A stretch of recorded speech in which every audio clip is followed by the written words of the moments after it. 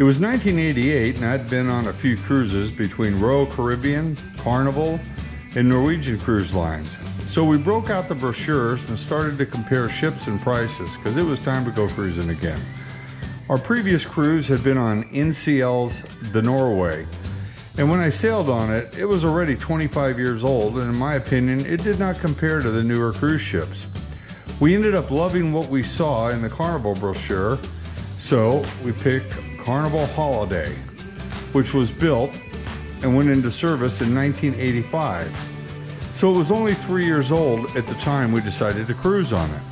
So we took our rental car and we were headed towards the port of Miami. When arriving, one of the first ships that I saw was the Royal Caribbean Sovereign of the Seas.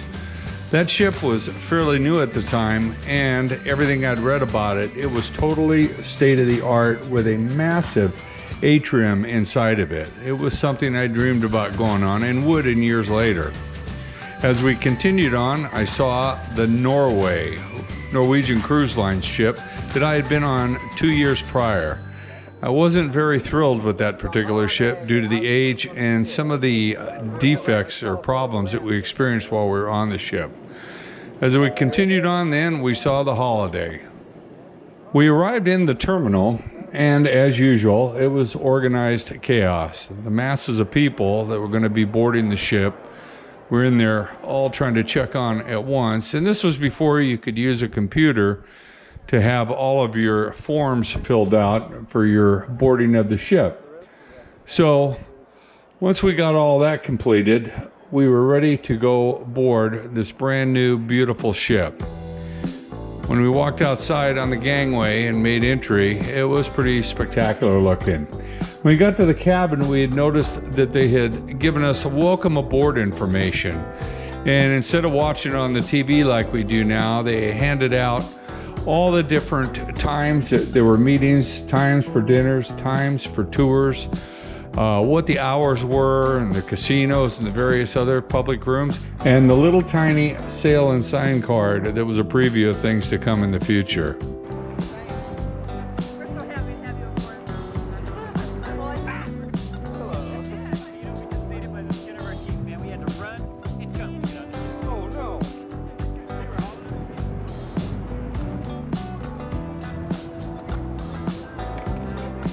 As you can see by the video camera, it was absolutely massive. I was trying to get a shot of the ship and the various decks, which was right next to the elevator. However, it did not focus in too well, and I also didn't have a very steady hand when doing the filming. So I walked out of the elevator area and down my hallway, saw how brightly lit. Now these colors were totally in contrast to some of the other ships that I had been on.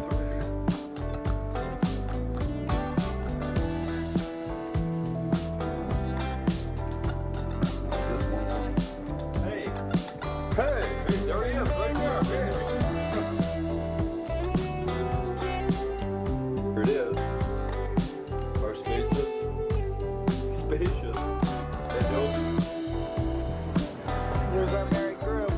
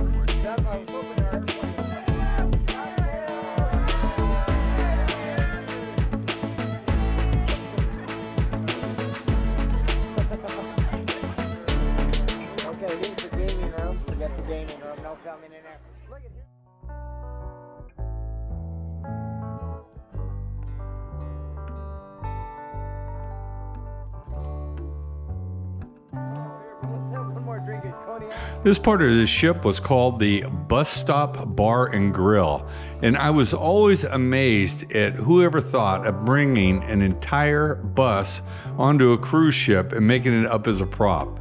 It was one of the neatest things that I had ever seen. The American Lounge is the Holiday's main showroom.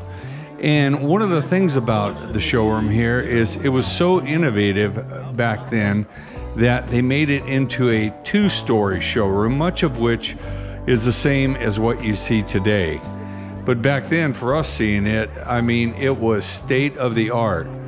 It was much more massive than I had ever been used to seeing, and it was a great place for some outstanding performances by the comedians, magicians, and the singers.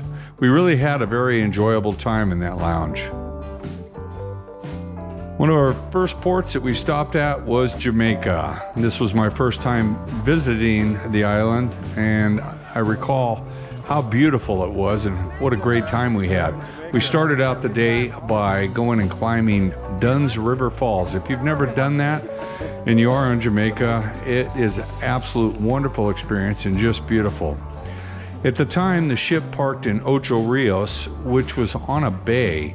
Across the bay was a hotel and a very nice sandy beach area, so when we came back, we hung out there, we rented jet skis, and we went and circled the boat and just explored the general area around there. It was a great place to relax and a fun time.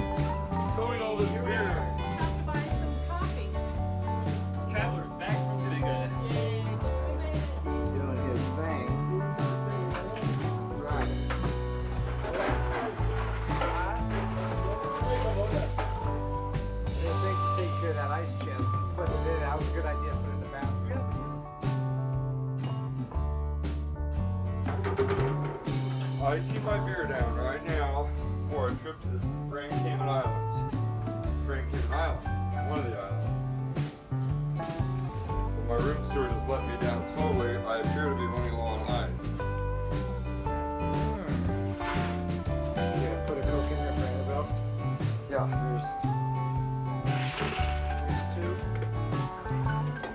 I left this portion of the parasailing adventure in this video as I thought the viewers might find it interesting to see how fast an outing on the island can turn from a great time into a nightmare, and that is exactly what happened here.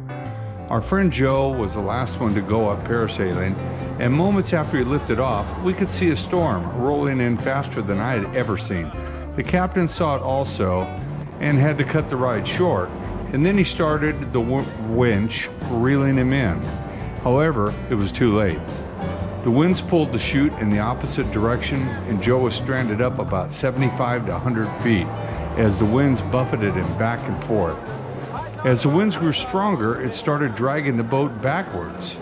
We all went from having a fun time to thinking that our friend was going to be killed, and I cannot tell you how much tension there was in the air.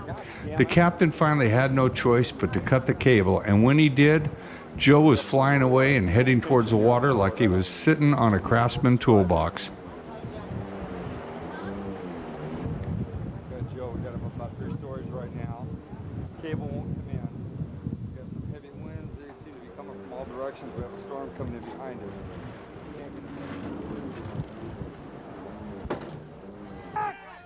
Get back! Hold on! Hold on!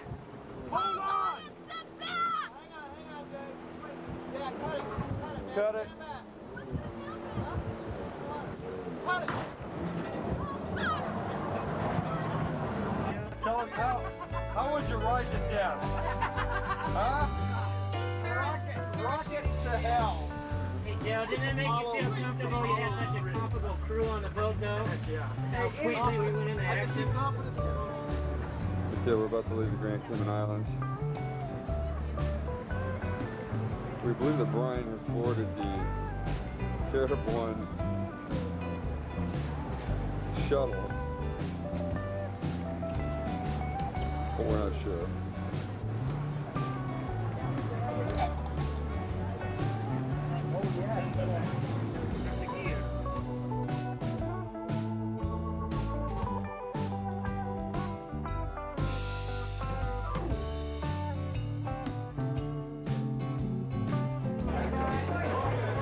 On the Holiday, there were two separate dining rooms, both of which were located on the America deck. This particular dining room was the Four Winds dining room, and the other dining room, midship, was called the Seven Seas dining room. Tonight was French night, and the theme was all the head waiters were dressed as French policemen to add to the night. The other nights had different themes, such as Italian night or formal night, and it really made the dinners much more entertaining. One thing I do recall is that on formal night, people really went out of their way to dress up in tuxedos and gowns, unlike many of the cruises today. Another great memory of this ship was the food selection. The dinner menus were top-notch with some of the finest meals that you could ask for, and fantastic service as usual. Jessica Mesa. Holy, what do we have here? Oh my, She used to be Annabelle Bailey, so I took over that name. So your name is Bailey? The entrees are escalope de ville, duck à l'ange, côte de bœuf, buttered broccoli, half tomato provençal, oven roasted potatoes. We're gonna be sick. And we're having escargot bourguignon. Ooh. A round for everyone.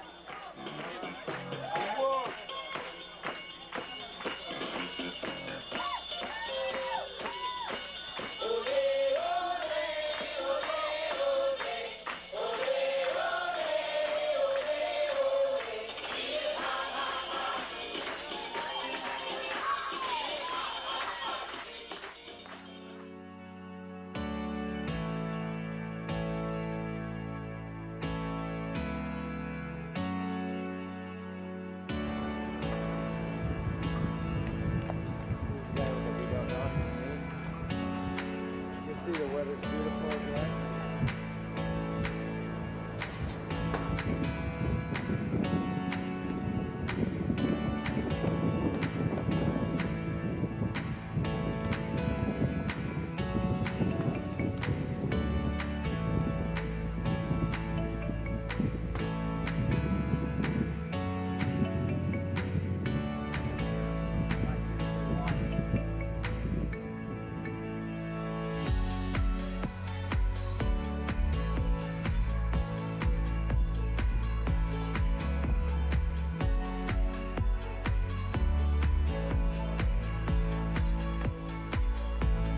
The Holiday class was the first class of new builds for Carnival Cruise Lines after their first new build, the Tropical, which was completed in 1982. The first ship in the class, the 46,052 gross ton vessel, the Holiday, was completed in 1985. A second and slightly larger sister ship, the Jubilee, was built in 1986 at 47,262 gross tons. The third and final ship, the Celebration, was identical to the Jubilee and was completed in 1987. All were the biggest ships for Carnival until the Fantasy class was built. The Carnival Holiday was the first of the Holiday class of ships, and it was 727 feet in length with a beam of 92 feet. It cruised at 21 knots and carried 1,452 passengers and a crew of 660. In late 2005, the Carnival took Holiday out of service to aid the victims of Hurricane Katrina for 1 year. The Holiday then returned to service in late 2006 to resume cruising. Carnival Cruise Lines retired the Holiday in November of 2009, and she began operating for another cruise company as the Grand Holiday. In March 2015, after a refurbishment in Greece, she entered service as the Magellan and operated a range of Northern Europe and worldwide itineraries. I really hope you enjoyed going back in time with me and seeing Carnival's old Holiday cruise ship. I would ask that you please leave some comments as to what you thought of the video and also if you sailed on her. Also, please hit the subscribe button so you can be notified of other videos when they come out in the future. Thanks again for watching Pat's Adventures.